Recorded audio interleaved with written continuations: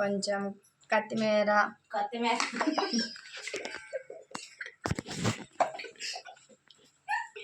కొంచెం కొత్తిమీర పేస్ట్, అలాగే బాగా ఎండిపోయిన ఎండు కొబ్బరి పేస్ట్, అలాగే అల్లం వెల్లుల్లి పేస్ట్ కొంచెం వేసుకోవాలి లైట్గా. ఇలా కొంతమంది ఏంటంటే స్పూన్ పెట్టి తిప్పుతారు నైస్గా, అలా తిప్పితే మనకి చక్కగా కలవదు.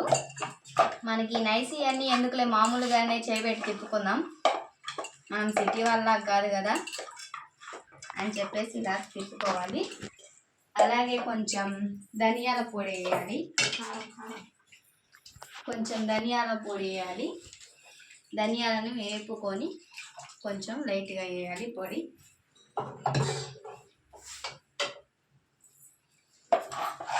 వీటిని బాగా మనం కలుపుకోవాలి.